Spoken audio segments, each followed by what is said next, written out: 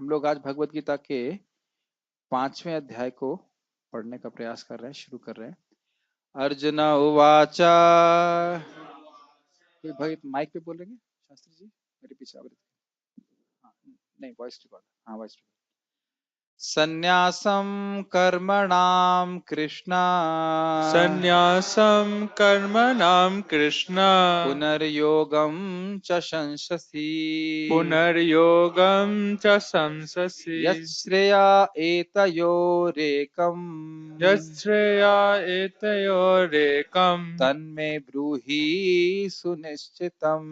तन्मे ब्रूहि सुनिश्चितम्।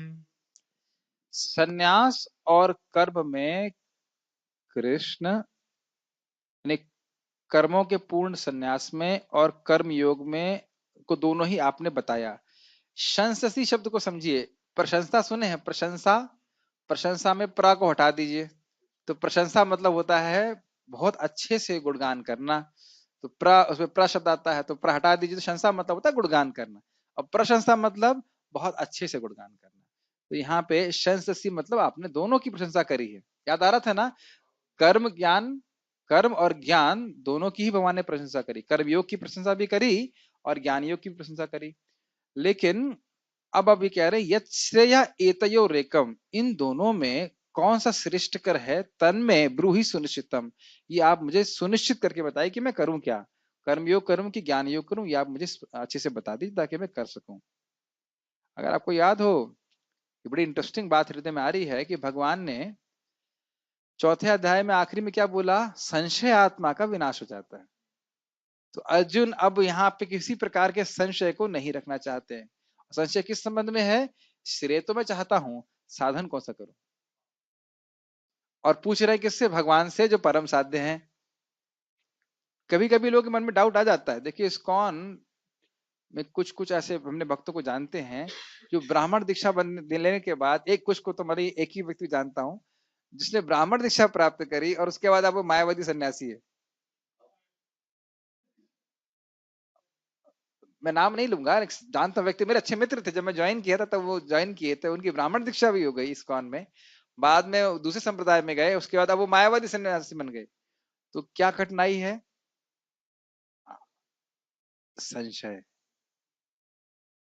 वो समझ ही नहीं पा रहे हैं कि कितना बढ़िया साधन प्राप्त हो गया, परफेक्ट साधन हो गया। बढ़िया भी कहना गलत होगा, परफेक्ट, इससे श्रेष्ठ हरे कृष्ण मंत्र से श्रेष्ठ कोई मंत्र है नहीं, असंभव है। भगवान भी इससे श्रेष्ठ कोई वस्तु नहीं दे सकते। मैं कुछ उड़ा के बोल रहा हूँ या सही बोल रहा हूँ? अगर आप भाई सिंपल बात सोचिए, महाप्रभु महावदन्याय है कि नहीं है? तो अब ये बताइए, अगर हरे कृष्ण मंत्र से श्रेष्ठ कुछ होता तो महाप्रभु वो दे देते कि नहीं दे देते? और गोलोक विहारी कृष्ण है भगवान चैतन्य महाप्रभु, तो उससे श्रेष्ठ कोई वस्तु है नहीं। इसलिए कीर्तनों में भी हरे कृष्ण मंत्र का ही आप अवलंबन किया कीजिए। कभी कीर्तन करें तो और कोई मंत्र करने की आवश्यकता बिल्कुल नहीं। कोई कभी लोग अपने मन से भी जोड़ देते हैं, मतलब इस्कॉन में भी कुछ लोग एक बार हरि बोल हरि बोल हरि बोल हरते करते रहते। प्रभुपाद ने कहा, we are not part of the Hari Bol club. बहुत देर तक हरि बोल करते रहे। हरे कृष्ण मंत्र प्रमाणिक है, उसको चेंज नहीं करना चाहिए। प्रभुपाद बादशाह बोलते हैं कि एक अच्छा वैद्य, बड़ी अच्छी बात, वो जानता है कि बीमारी का इलाज क्या है, इसलिए दवाई दवाई को परिवर्तित नहीं करता। समझ में आया आपको? जिस जिस वैद्य को दवा नहीं पता, वो कहेगा अच्छा ये भी ट्राई कर लो, वो भी ट्राई कर लो। मैं खाली बात बोल रहा हूँ कि साधन चेंज करने की आवश्यकता नहीं, साधन पे संशय करने की आवश्यकता नहीं है। जैसे यहाँ पे अर्जुन पूछ रहे हैं भगवान से ही, ऐसे हमें महाप्रभु से मालूम चल रहा है कि सर्वश्रेष्ठ साधन है भगवान का नाम जप। और कौन सा नाम? हरे कृष्ण मंत्र। ये आपको पता है, भक्तों ने व्यक्तिगत रूप से महाप्रभु से आके पूछा, आपने कहा संकीर्तन करो, तो हम क्या संकीर्तन करें? तो दो मंत्र बताएं, एक हरे कृष्ण मंत्र और दूसरा हरि हराय कृष्ण या यादवाय नमः, बस इतना। हाँ, ये संकीर्तन के लिए बोले ये हरि कृष्ण मंत्र बताया एकदम स्पष्ट। इसके अलावा और कोई कुछ करने की आवश्यकता हमको नहीं। वो श्लोक जरूर ढूंढ लेना चाहिए। अनंत कृष्ण प्रभु इसमें बताया गया कि इसके अलावा जो कुछ भी करता है वह सिद्धांत विरुद्ध है। आपने पढ़ा था ना उस नाम तत्व वाली पुस्तक में, उसमें है, अनंत संहिता में से लिखा गया, कोटेशन दी गई कि हरे कृष्ण मंत्र को छोड़कर जो कुछ अलग भी कर रहा है वो सिद्धांत विरुद्ध, सिद्धि प्राप्ति नहीं कराएगा। कुछ प्राप्ति हो सकती है लेकिन सिद्धि प्राप्ति नहीं। चलिए पढ़ते हैं आगे। अर्जुन ने कहा, हे कृष्ण, पहले आप मुझसे कर्म त्यागने के लिए कहते हैं और फिर भक्ति पूर्वक कर्म करने का आदेश देते हैं। क्या आप कृपा करके निश्चित रूप से मुझे बताएंगे कि इन दोनों में से कौन अधिक लाभप्रद है? ये भी एक आपने अपने जीवन में देखा होगा, कई बीमारी होती है तो हम सबसे अच्छी दवा ढूंढने का प्रयास करते हैं। पहली चीज तो है कि हम ठीक होना चाहते हैं। अब मुझे काफी दिन के बाद समझ में आया कि अर्जुन प्रश्न कर क्यों रहे हैं। मैं आप लोगों का ध्यान फिर से आकृष्ट करूंगा। भगवान ने कहा कर्मयोग अच्छा है।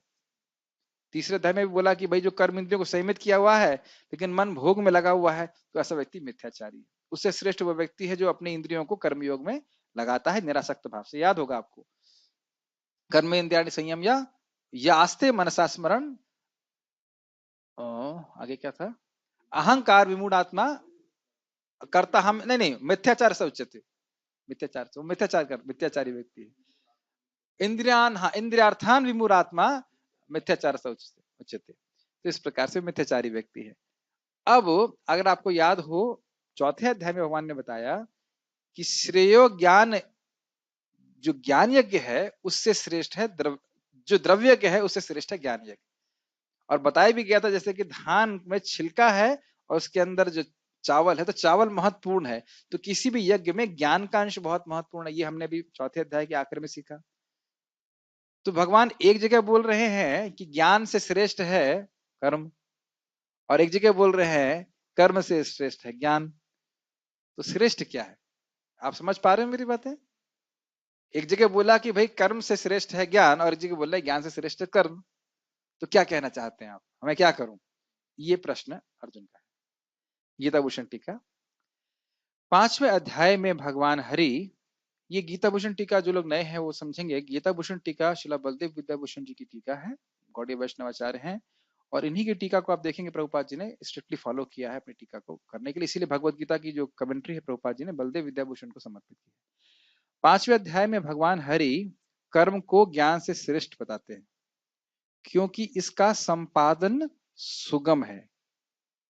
फिर से समझिए इस बात को, कर्म में कर्म योग के द्वारा ज्ञान प्राप्त करना उद्देश्य है, लेकिन कर्म योग इसलिए श्रेष्ठ है क्योंकि इसका संपादन श्रेष्ठ है। ऐसी कोई दवा जिसको आप ले ही न सकें तो उस दवा का फायदा, श्रेष्ठ होने का फायदा क्या? और सीधी सीधी बात है, इसमें अधिकार का अधिकारित्व अधिकारिता का अपेक्षा होती है। जिसके हृदय में अभी भी कर्म वासना है, कर्म करने की इच्छा है, उसको ज्ञान योग का उपदेश भी यदि जाएगा तो जरूरी नहीं है कि वो स्वीकार कर पाए। स्वीकार नहीं भी कर पाएगा और करने का अभ्यास करेगा तो गिरेगा। ये बात है। इसलिए कर्मयोग का संपादन करना सुगम है। क्यों? क्योंकि हर व्यक्ति अपने स्वभाव के अनुसार कर्म करता है, और कर्मयोग में क्या करते हैं, जो आपका स्वभाव है शास्त्र के अनुसार वो अनुमोदित कर्म करके भगवान को समर्पित कीजिए। ठीक। एक छोटा सा प्रश्न है, ये कैसे मालूम चलेगा कि हमारा अधिकार क्या है? ये कठिन प्रश्न है, एक बार इससे पहले भी आ चुका है प्रश्न, इसलिए मैं इसको दोबारा एड्रेस करना चाहता हूं। ये कैसे मालूम चलेगा कि हमारा अधिकार क्या है? अधिकार समझते हैं, हम कर्माधिकारी हैं, ज्ञानाधिकारी हैं या भक्ति अधिकारी है, कैसे मालूम चलेगा? कुछ शास्त्र, एक टफ प्रश्न है, और ये दूसरों को गाइडेंस देने के लिए बहुत टफ है, क्योंकि आपको देखना पड़ेगा उस व्यक्ति का अधिकार क्या है, उसके अनुरूप आपको शिक्षा देनी होगी। आपको अरे बस भक्ति करना बहुत ईजी है, बस सुबह माला पकड़ो शाम को छोड़ दो, सुबह से शाम तक माला ही करनी है बस, और क्या? आप मेरी बात समझ रहे हैं? कठिन प्रश्न है। तो आप अधिकार का निर्णय कैसे करेंगे? 11वें स्कंद में भगवान बोलते हैं जो बहुत ज्यादा कर्मों में आसक्त है उसके लिए कर्मयोग है। बहुत अच्छा बोल रहे हैं, बहुत जो समझा के बोलिए। पहले भगवान बताते हैं 3 ही योग के बारे में यस। जो भगवान के पास पहुंचा सकते, कर्मयोग, ज्ञान योग और भक्ति योग। कर्म योग, ज्ञान योग और भक्ति योग। तो कर्म योग का अधिकारी कौन है? जो बहुत ज्यादा मतलब कर्म में आसक्त है। बहुत, उसकी कार बहुत आसक्ति जगत में, खूब ये करना है, ये काम करना है, वो काम करना है। तो अब उससे कहो कि भागवत क्लास में बैठना, तो अरे इससे क्या होगा? पहला प्रश्न तो यही आएगा अधिकार में, इससे क्या हो जाएगा? कुछ करना चाहिए, कुछ प्रैक्टिकल करना चाहिए। अभी आप देख रहे थे पिछली क्लास में भी जब मैंने बोला गीता प्रवचन करना चाहिए, तो तुरंत उसको बोल दिया अरे बुक वॉर्म नहीं बनना है ये भाई। और जबकि एकदम स्पष्ट भागवत में लिखा गया है कि भगवान की प्राप्ति कराने का हरि कथा के अलावा कोई तरीका ही नहीं है। बिना भगवान की कथा सुने कोई भगवान को प्राप्त नहीं कर सकता। तो ये बुकवर्म से ना कहा जाएगा। तो खैर एक बात ये होगी, जिसको बहुत कर्म करने की इच्छा है उसके लिए कर्म योग श्रेष्ठ है। और ज्ञान योग के लिए कौन है? जो बहुत ही विरक्त है एकदम। बहुत विरक्त है, उसे प्रेम करना ही नहीं आता, एकदम सूखा हृदय है, डेजर्ट बन गया है, तो उसके लिए जो है फिर अ, अ, ज्ञान योग श्रेष्ठ है। और भक्ति योग, जो ना ये तो ध्यान बहुत, पूर्वक सुनिएगा, भक्ति योग का अधिकारी कौन है? ना तो पूरा पूरा कर्मों में आसक्त है और ना पूरा पूरा हाँ, डिटैच। ना तो ऐसा है कि पूरा ही कर्म से पूरा ही आसक्त है, और ना भौतिक रूप से पूरी तरह से निरासक्त है। अब इसमें एक और पॉइंट जोड़ दीजिए कि भाई अगर भौतिक रूप से अनासक्त है, सॉरी भौतिक रूप से आसक्त है, तो प्रगति कैसे करेगा? भौतिक रूप से तो उस, वो जो सेवा की टेंडेंसी है उसको भक्ति के अंगों में लगाएगा और भगवान को अर्पित कर देगा, तो नहीं। बिल्कुल सही जा रहे हैं। भगवान की सेवा करेगा, भगवान की कथा के बारे में सुनेगा। अब जब कथा का टेस्ट बढ़ता चला जाएगा, तो अपने आप ही वो निरासक्त हो जाएगा। बहुत बहुत सूक्ष्म बात आप टीकाओं से मैं बोल रहा हूँ, बहुत अच्छी बात मुझे लगी थी कि देखिए जो कर्मी है उसका तो भोग में पूरा वृत्ति है, ज्ञानी का हृदय पूरा शुष्क है, बहुत तपस्या कर रहा है वो। भक्ति का उद्देश्य ये है कि हृदय को पिघलाना। तो जो भोग है वह भी हृदय कठोर कर देते हैं, और तपस्या भी हृदय को कठोर कर देती है। तो भक्ति में व्यक्ति भगवान की भक्ति करता है, तो भोग तो को त्याग ही देता है आराम से, और उसका हृदय भी शुद्ध होता है, हृदय भी कठोर नहीं होता। ये बात समझ में आ रही है? नहीं समझ में आ रही? ये बात समझ में आई, भोग हृदय को कठोर करते। मैं बोल ही देता हूँ, बहुत अच्छी बात है। जब हृदय में भोग की वासना होती है, हम ये कभी नहीं सोचते कि इसकी वजह से क्या दूसरे को दुख होगा। और जो भी व्यक्ति किसी को दुख दे रहा है, उसका एकमात्र कारण है कि वह इंद्रिय तृप्ति के लिए व्यग्र है। व्यग्र, व्यग्र मतलब, व्यग्र समझते हैं, एकदम बड़ी तीव्र इच्छा है, और बिल्कुल नहीं सोचता। ये बहुत गंभीर लाइन है। और इस जीवन में जो कोई आपको दुख दिया है, उसको ब्लेम मत कीजिए, पहले ये देखिए क्या वह इंद्रिय तृप्ति के लिए व्यग्र है। 99% तो है ही व्यग्र, आपको दुख देने के लिए ही है, और हमारे परिवार वाले ही, दूर जाने की जरूरत नहीं। ये बात ध्यान, कोई व्यक्ति जो इंद्रिय तृप्ति के लिए व्यग्र है वो आपको दुख देगा ही, देगा ही। लेबल चाहे कुछ भी लगा दीजिए, पत्नी, बच्चे, भाई, बंधु, माता पिता, कुछ भी। और आप कहीं दूर आने की जरूरत नहीं। माता कहती पढ़ने जाओ, इंजीनियरिंग करो, ये करो, वो करो। वो बच्चा चाहे आके सुसाइड भी कर ले। क्यों सुसाइड करते हैं? माता पिता हरास करते हैं, तू फर्स्ट नहीं आया, फर्स्ट नहीं आया, फर्स्ट नहीं आया, ये पहले ऐसा था, तो तू नालायक है, ये है, वो है। सारा प्रेशर कौन क्रिएट कर रहा है? मैं सारा माता पिता पे ही डाल दे रहा हूँ, लेकिन कोई भी व्यक्ति इंद्रिय तृप्ति के लिए व्यग्र है, दुख देगा ही। तो खैर इससे उसका हृदय कठोर है, और ज्ञानी व्यक्ति तो कठोर है ही। अरे ये क्या प्रसाद खा रहे हैं, क्या ये कीर्तन कर रहे हैं, क्या ये कथा है, हम ध्यान करेंगे ऐसे करके। लेकिन भक्ति में आप भगवान से जब आसक्त हो जाते हो, तो जगत की आसक्ति अपने आप टूट जाती है। इसी बात को छोटे से उदाहरण से बोल दे रहा हूं मैं, कि मैं खाली अधिकार में बोल रहा हूँ। छोटे से अभी मैंने भागवत में पढ़ा कि भगवान के भक्त भगवान में आसक्त होने के कारण तुरंत जगत को त्याग देते हैं। एग्जाम्पल परीक्षित महाराज, एग्जाम्पल अम्बरीश महाराज, एग्जाम्पल भरत महाराज। इतने आसक्त होते हैं, तुरंत जगत को त्याग देते, पता भी नहीं चलता, और कठिनाई भी नहीं होती। आप लोग जो घर छोड़ के स्पेशली आए हैं, कोई कठिनाई हुई घर छोड़ने में? थोड़ा सा। लेकिन प्राय जो भक्त लोग आए हैं, रियली भगवान के प्रति कुछ आकर्षण रहा, जो खींच लिया एकदम से। और आप ये नहीं कह सकते कि भौतिक रूप से बिल्कुल निरासक्त है। पकौड़े आने पर तो ना आपको कुछ आसक्ति या गजाती है, तो अरे पकौड़ा मिठाई तो खा लेते हैं। ये नहीं कह सकते कि हम पूरी तरह निरासक्त है ज्ञानियों की तरह। लेकिन भगवान में जब आसक्त होता है, तो फिर अपने आप इस जगत से निरासक्त हो जाता है। ठीक है ना?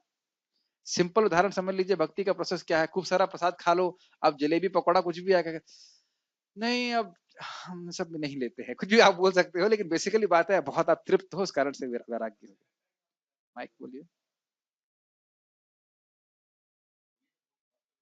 बाहर का जब कोई कुछ होता है तो वो कुछ नहीं खाता, तो वो केवल प्रसाद ही खा रहा है। जैसे एक बार भक्तों ने बोला कि आप लोग इतना प्रसाद पे टूटते क्यों? हमने कहा बाहर का अगर आप बिना ऑफर कह दो कि बिना ऑफर है, तो हमारा थर्ड ग्रेड का भक्त भी जो है आपके पास नहीं जाएगा, तो हम हाँ, भक्त भक्त प्रसाद ही इस खा रहे संबंध में हैं। प्रभुपाद जी की एक कथन है।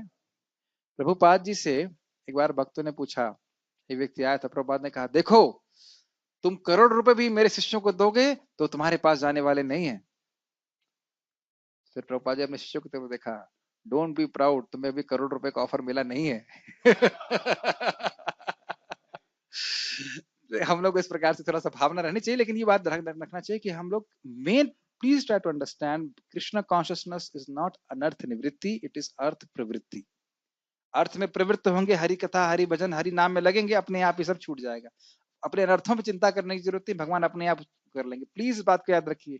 जिसने, बहुत ध्यान पूर्वक सुनिए, प्रभुपाद क्या अनुवाद करते हैं श्रृणवताम स्वकथा कृष्ण का, कि जिसने भगवान को सुनने की, इंग्लिश में कहते हैं अर्ज, अर्ज को क्या कहेंगे, उत्कंठा जागृत कर ली है, उसको उसके हृदय को भगवान अपने आप साफ कर देते हैं। आप पढ़िएगा तात्पर्य प्रभुपाद जी का, बहुत सुंदर है। केवल भगवान के बारे में सुनने की उत्कंठा जागृत कर ली। तो खैर हम बात कर रहे थे, समझ में आ गया अधिकार क्या है। तो हम सभी भक्ति के अधिकारी हैं, ना पूरी तरह आसक्त हैं, ना पूरी तरह निरासक्त हैं, लेकिन भगवान की सेवा करना अच्छा लगता है। अब कोई कहे कि जाकर खाली नौकरी करो और उसके बाद कर्म फल को भगवान को दो, तो ये थोड़ा थोड़ा कम नहीं है भाई। भागवतम तो सुनना है भाई, ऐसा था ना ये चीज। लेकिन जो लोग उस स्तर पे भी हैं वह भी बहुत अच्छे हैं।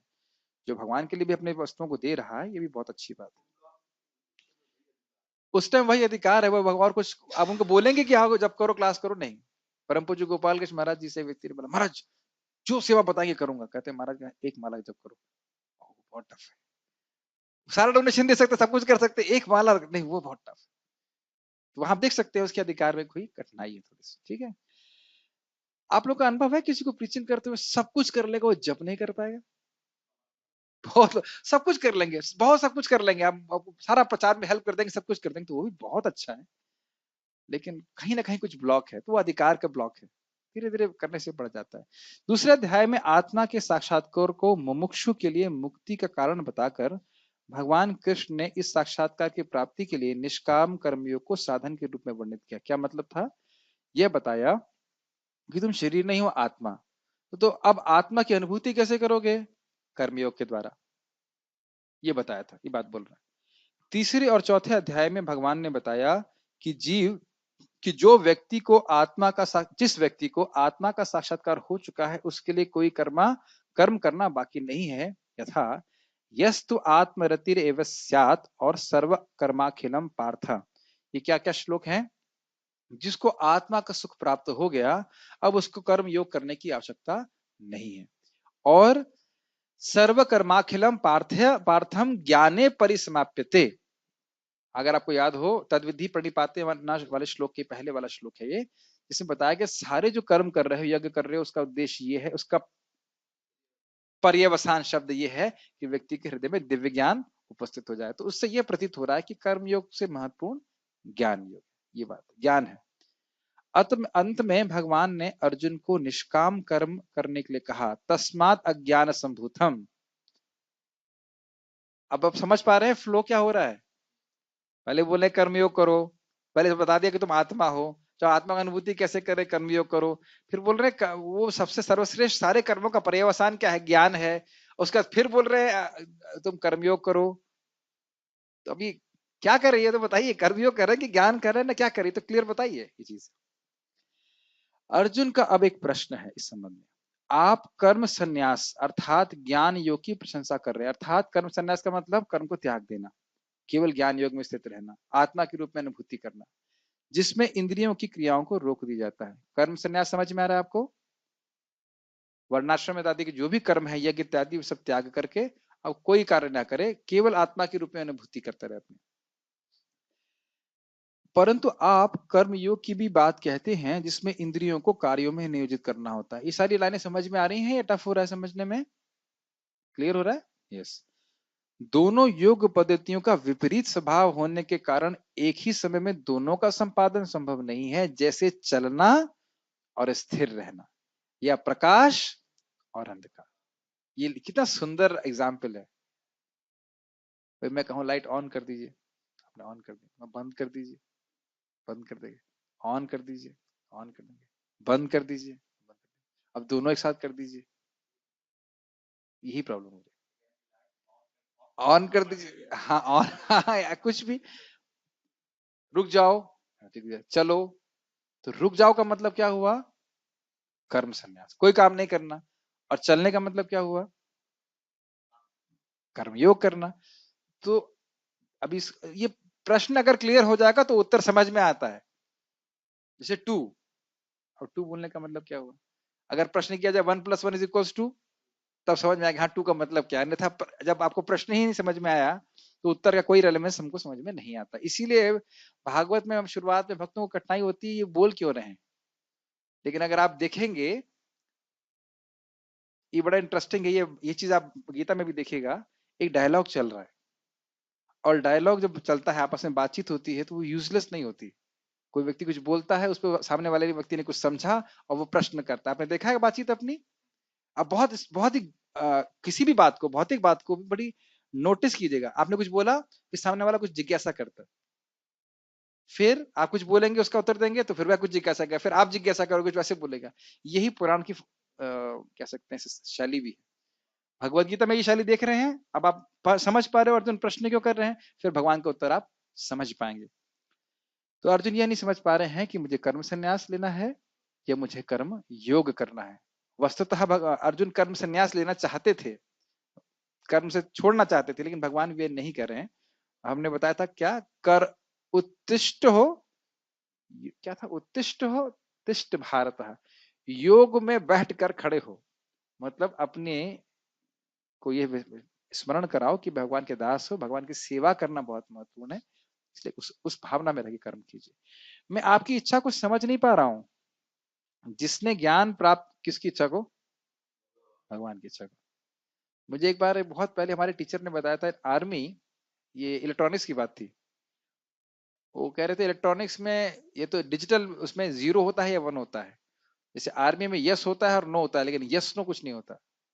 गोली मारो या मत मारो, लेकिन इच्छा हो तो मार लो, इच्छा हो तो नहीं मारो, ऐसा नहीं होता है। तो इसी तरह अब यहाँ युद्ध करना है, तो करना है कि भागना है, क्लियर बताइए क्या कैसे करना है, ये बात वो बोलना चाहते। और दूसरा बात, यह तो आसान है, अभी बहुत ध्यानपूर्वक सुनिए, यहाँ पे एक शब्द है श्रेय। कोई भी कार्य करने में यस और नो करना बड़ा आसान होता है, यदि आप फिलिंग द ब्लैंक्स डैश का विचार ना करें। बहुत अच्छा उत्तर देना, श्रेय का विचार ना करें। समझ में आ रहा है? मैं कुछ बोल रहा हूं, कर रहा हूं, क्या कर रहा हूं, कुछ भी कार्य कर रहा हूं, अगर मैं श्रेय का विचार ना करूं तो यस नो बहुत आसान होता है। आगे से क्या लाभ होने वाला है, मेरी प्रगति होगी कि नहीं होगी, ये नहीं सोचते तो कोई दिक्कत नहीं। लेकिन अगर हम श्रेय के बारे में सोचते हैं, तब व्यक्ति को यस नो करने से पहले बहुत सोचना पड़ता है। बहुत गंभीर बात है।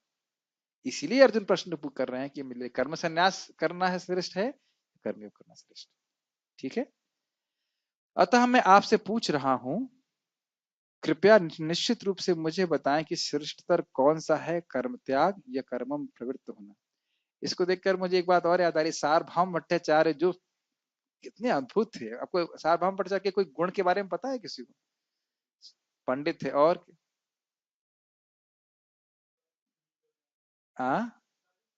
सारी फिलॉसफी जानते थे, यहां तक कि भक्ति भी बढ़िया से जानते थे। वो क्या अष्ट सात्विक विकार आ रहे हैं यह भी जानते थे महाप्रभु में। लेकिन एक और बड़ी उनकी गुणगान था, वह एक यूनिवर्सिटी में पढ़ने गए थे जहाँ पे किताबें नहीं दी जा रही थी।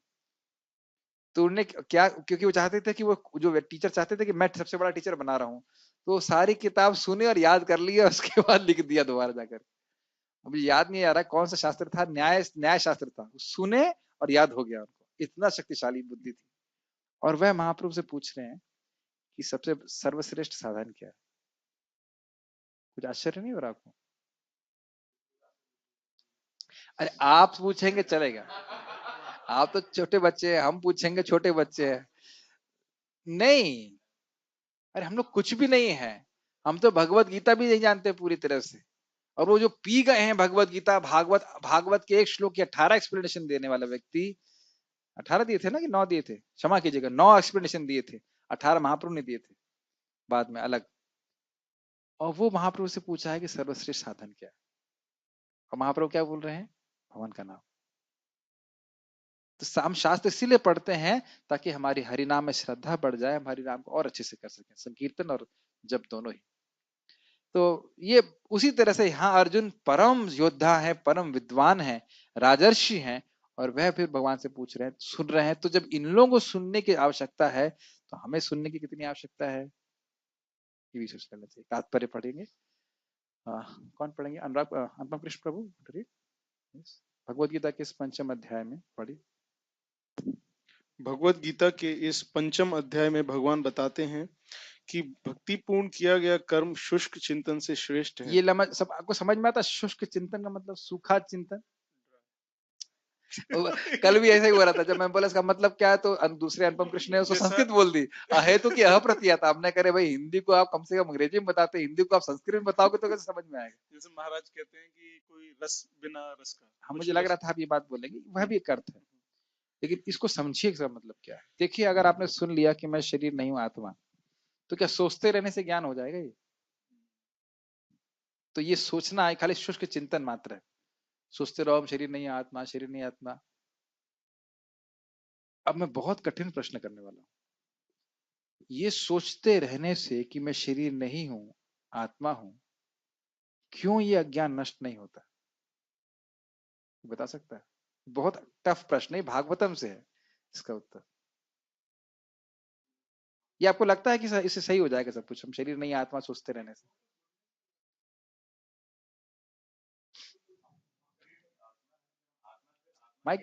माइक दीजिए प्रभु जी को।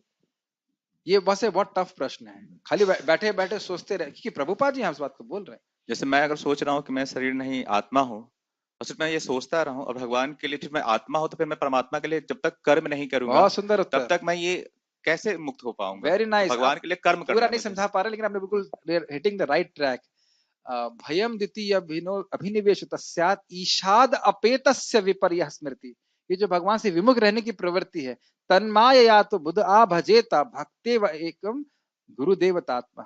क्योंकि भगवान से विपर्य है, भगवान से विमुख है जीव, भगवान की सेवा नहीं करना चाहता, इसलिए माया पकड़ी हुई है। आप लोग जानते हो उस बात को? बंगाली प्यार क्या है?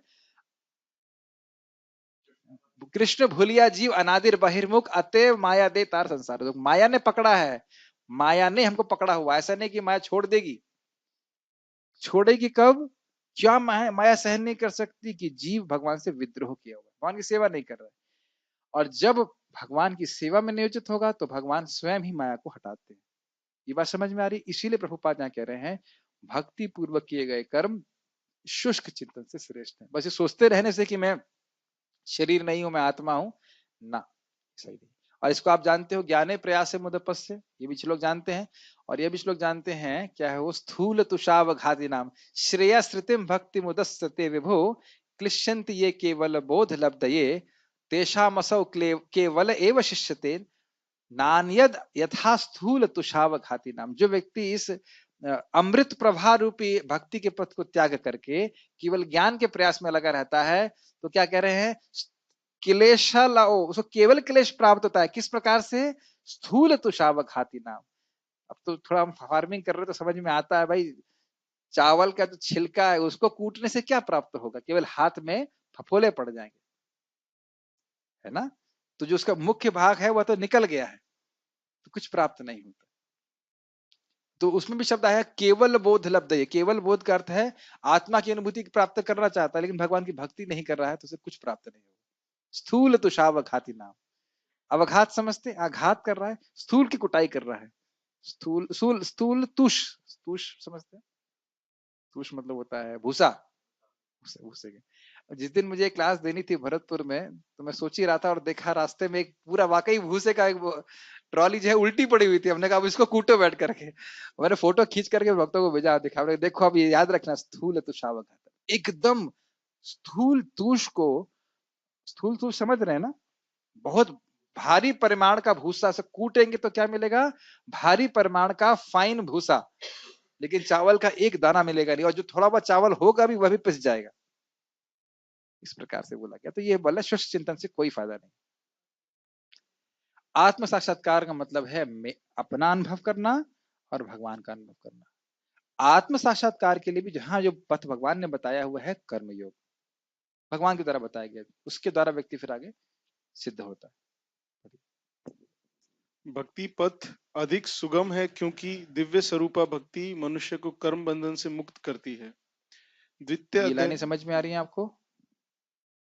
बड़ा स्पष्ट है। जब आप भक्ति में नियोजित रहते हैं तो कर्म तो करते रहते हैं, लेकिन वो कर्म भगवान के कारण होने से, के लिए होने से आप मुक्त हो जाते हैं। अलग से कुछ आपको कठिनाई नहीं होती। यस, मैं एग्जाम्पल देता हूँ। अभी हमारे फार्म में 2-3 भक्त हैं, जैसे इनके पिताजी भी हैं, वो भी दिन भर सुबह से शाम तक वर्कर्स के पीछे लगे रहते हैं, ये करो वो करो।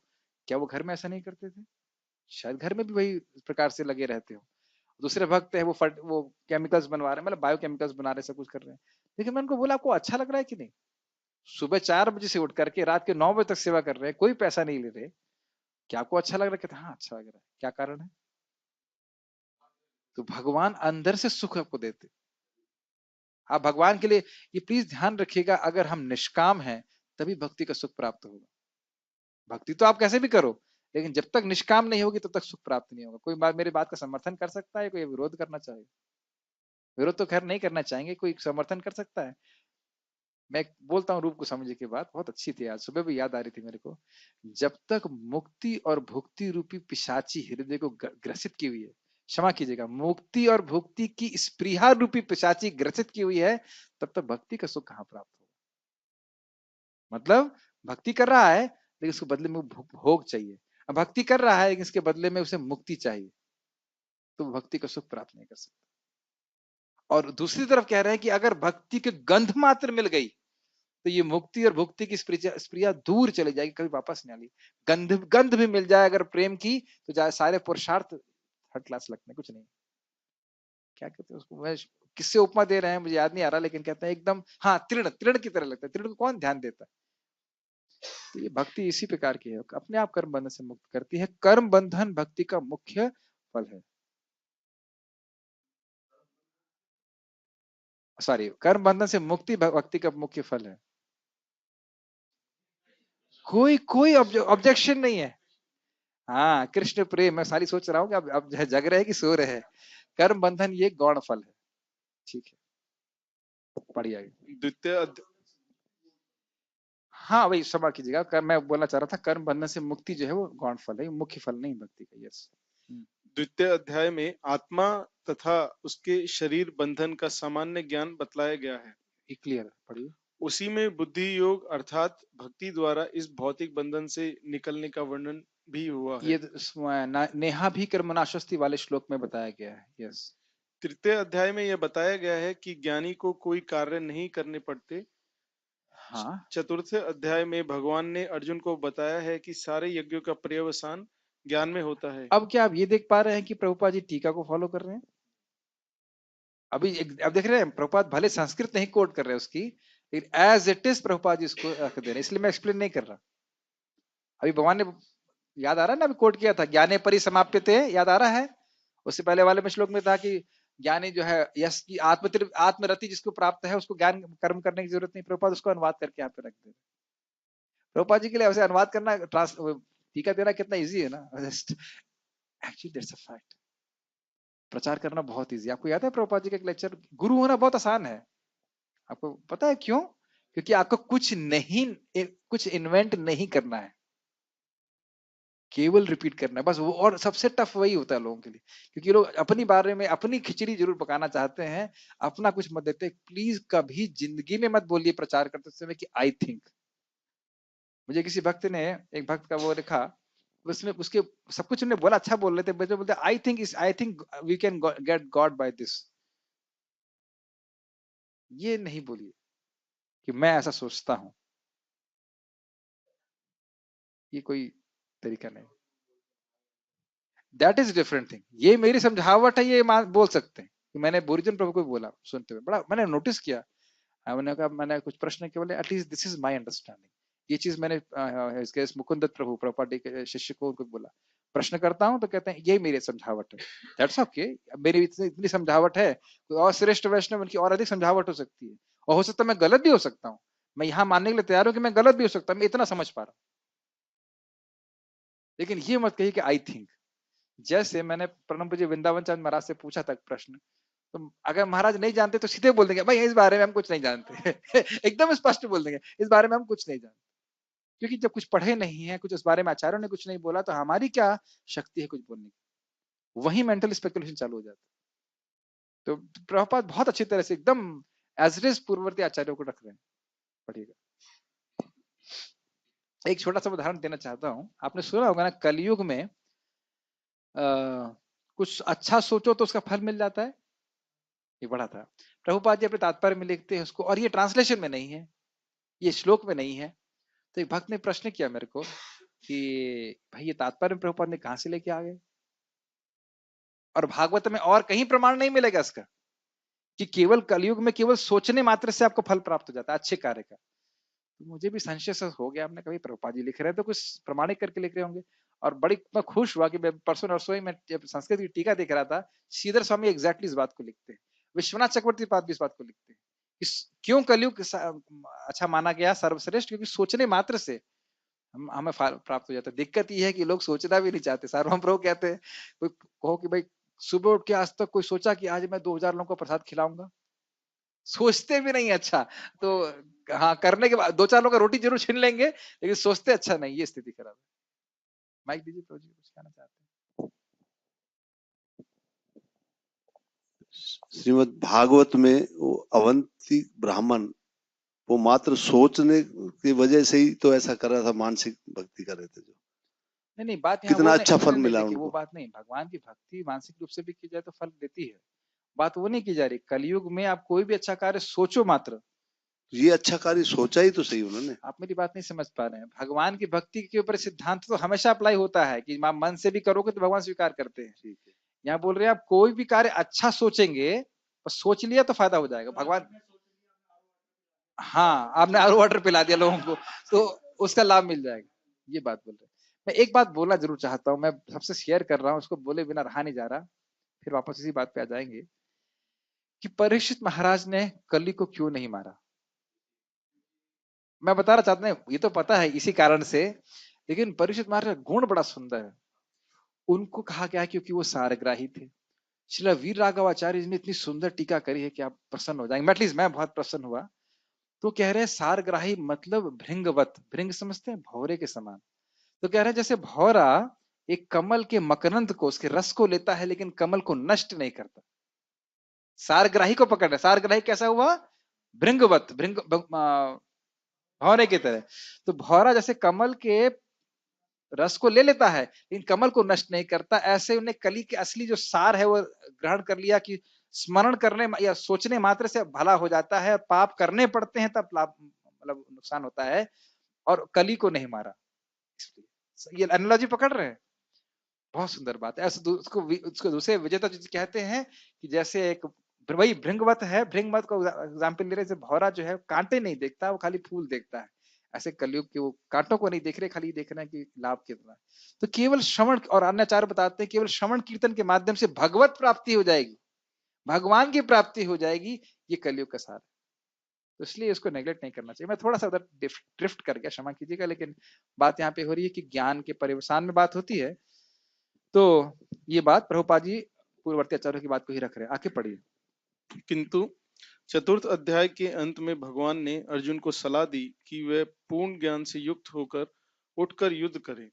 अतः इस प्रकार एक ही साथ भक्ति में कर्म तथा ज्ञान युक्त अकर्म की महत्ता पर बल देते हुए कृष्ण ने अर्जुन के संकल्प को भ्रमित कर दिया है। और ये आप देखेंगे कि भगवान तो बोलते ही हैं, गुरु महाराज भी कभी कुछ उपदेश देते तो व्यक्ति समझ नहीं पाता कि करे क्या। प्रभुपाद जी भी कहते हैं कि हरे कृष्ण मंत्र 24 घंटे करना चाहिए। तो आप कहेंगे प्रभु जी फिर 8 घंटे सेवा, 6 घंटे सेवा, फिर ये नौकरी कब करें, बच्चे कैसे पालें, अलग अलग आश्रमों के लिए अलग। प्रभुपाद कहते हैं इन प्रिंसिपल आपको 24 घंटे हरि नाम करना चाहिए, भागवत करना चाहिए, लेकिन आप सभी के लिए संभव नहीं है। तो फिर वही वाली बात, अधिकार के अनुसार आप क्या कर सकते हो, भगवान की सेवा में कैसे प्रकार से नियोजित हो सकते हो। तो ये प्रिंसिपल एक चीज है, उसको कैसे अप्लाई करना चाहिए वो मार्गदर्शन के लिए आवश्यकता होती है। आगे पढ़िए। अर्जुन यह समझता है कि ज्ञान में संन्यास का अर्थ है इंद्रिय कार्यों के रूप में समस्त प्रकार के कार्यकलापों का परित्याग। ये बात समझ में आ रही है। अर्जुन की अंडरस्टैंडिंग क्या है, कर्म संन्यास मतलब कर्म को पूरी तरह से त्याग दो। यस। किंतु यदि भक्ति योग में कोई कर्म करता है तो फिर कर्म का किस तरह त्याग हुआ। कर्म तो करना ही पड़ा फिर। यस। दूसरे शब्दों में वह यह सोचता है कि ज्ञान में संन्यास को सभी प्रकार के कार्यों से मुक्त होना चाहिए क्योंकि उसे कर्म तथा ज्ञान असंगत से लगते हैं। असंगत का एग्जाम्पल क्या दिया गया था टीका में, असंगत समझते हैं।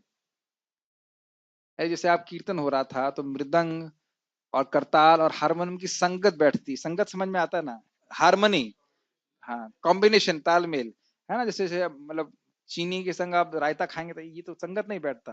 तो एग्जाम्पल क्या दिया था आचार्य जी ने अभी टीका में, किसी को याद है? संगत, चलना और बैठना।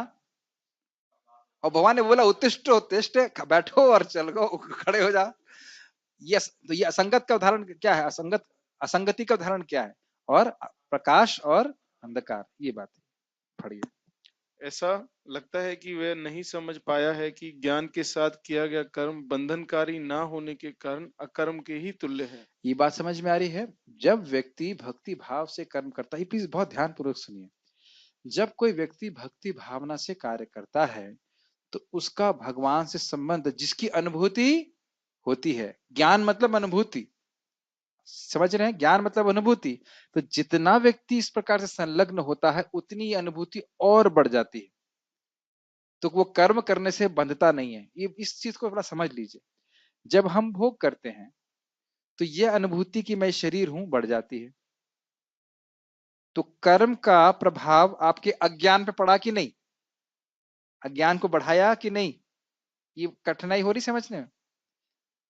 पुंसा स्त्रिय मैथुनी भावमितम तयोर मिथो हृदय ग्रंथ माहो अतो क्षेत्र सुताप्त वित्त जनस मोहो यम अहम ममिति। श्लोक सुने हैं?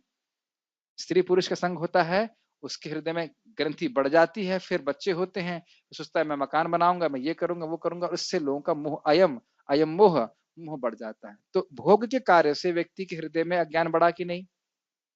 तो कर्म का हमारी चेतना पे प्रभाव पड़ा कि नहीं? ठीक। अब इसी के विपरीत जब हम भगवान के बारे में सुनते हैं, भगवान की भक्ति करते हैं, तो हृदय में ज्ञान उदित होता है कि मैं भगवान का दास हूं। ये केवल इंटेलेक्चुअल नहीं है। ये बात आप शायद समझ नहीं पा रहे हैं। आप अगर, मैं फिर आपसे निवेदन करूंगा कि भगवान प्रभुपाद जी का जो हरे कृष्ण मंत्र पे फेमस लेक्चर है, जिसको साइंस ऑफ सेल्फ रियलाइजेशन में रखा गया है, बहुत फेमस लेक्चर है, उसमें आप पढ़िएगा। प्रभुपाद कहते हैं ये जो कृष्ण चेतना कि मैं कृष्ण का दास हूं, यह कोई कृत्रिम आरोपण नहीं है। इसका मतलब समझते हैं? जैसे मैं कहूं कि आपका नाम मोहन है, मेरा कर्मी नाम शोभित है, तो ये कृत्रिम आरोपण है या नहीं है? समझ में आ रहा है? मेरा नाम, शरीर का नाम ना तो शोभित है ना और कुछ भी है, एक आरोपित किया गया है, लेकिन मैं कृष्ण का दास हूं, यह कोई कृत्रिम आरोपण नहीं है। ये स्वतः सिद्ध वस्तु है, बस खाली प्रकट होती है भगवान की भक्ति करने से। तो यहाँ पे आप समझ पा रहे हैं, जब हम भक्तिमय कर्म में नियोजित होते हैं तो भले ही हम कर्म में नियोजित हो रहे हैं, लेकिन कर्म बंधन में नहीं पड़ रहे, पॉइंट नंबर 1। और पॉइंट नंबर 2, हमारे हृदय का जो ज्ञान है कि मैं भगवान का दास हूं, यह प्रकाशित होता जाता है। तो इसलिए भक्तिमय कर्म ज्ञान से अभिन्न है, ज्ञान को प्रकाशित करने वाला है, भले ही उसका स्वरूप बाहर से अलग लग रहा है। आप जानते हो ना, भगवान के बर्तन सफाई कर रहा है, वो अपने हृदय की सफाई कर रहा है। हृदय यहाँ तो नहीं चला रहा है वो, जो भी क्या कहते हैं मांजने वाला, वो तो बर्तन को मांज रहा है। या भगवत गीता को बर्तन कर रहा है तो सोच रहा है कितने की बिकी, आज बिकी की नहीं बिकी, आज क्या हुआ, इस प्रकार करना है। प्रभुपाद इस बात को बोलते हैं कि जो गीता, अगर भक्त 16 माला जप कर रहे हैं, 4 नियम का पालन कर रहे हैं, तो जितने भी प्रचार कार्य हैं उनके इनर कल्टीवेशन, कृष्ण भावना का एक आंतरिक अनुशीलन उससे अभिन्न है, क्योंकि भगवान प्रसन्न होकर के हृदय में ज्ञान को स्वतः प्रकाशित करें। तो आप समझ पा रहे हैं ज्ञान किस प्रकार से कर्म से अभिन्न है, ये समझ में आ रहा है? यही भगवान के भक्ति में किए गए कर्म हृदय में दिव्य ज्ञान को प्रकाशित करते हैं। फिलोसफी समझ में आ रही है? हाँ हाँ हाँ हाँ चल रहा है। जैसे महाप्रभु सर्वम भट्टाचार्य से कह रहे थे, मुझे बड़ी हंसी आती। 7 दिन सुने, कुछ बोले नहीं, तो महाप्रभु क्या आपको कुछ समझ में आया? सॉरी, सार्वभौम भट्टाचार्य के समझ में आया? वेदांत सूत्र तो एकदम सूर्य के समान है, लेकिन आपकी जो भी व्याख्या है वो बादल के समान है। एक बार भूरीजन प्रभु क्लास कर रहे थे, तो दूसरे भक्त आए, तो भूरीजन प्रभु कहे कि Prabhu ji would you like to speak something, आप भी कुछ बोलना चाहेंगे? तो बोलेगा yes Prabhu ji, no Prabhu ji, you have covered everything. तो बोले you have covered everything, I have nothing to speak. तो Bhurijan Prabhu said yes yes I have covered everything, now you have to uncover it. मैंने सब कुछ ढक दिया है, अब आप उसको खुला प्रकाशन कीजिए। तो भक्त ऐसा विरोध करते, लेकिन थोड़ा सा विचार करेंगे तो आपको, आज हमने खाली प्रश्न की चर्चा करी है, भगवान ने चाहा तो हम भगवान की बात को कल नहीं मंडे को चर्चा करेंगे। 2 दिन प्रसाद के बाहर जाएंगे। बहुत बहुत धन्यवाद। श्रीमद् भगवद गीता की जय, श्रील प्रभुपाद की जय।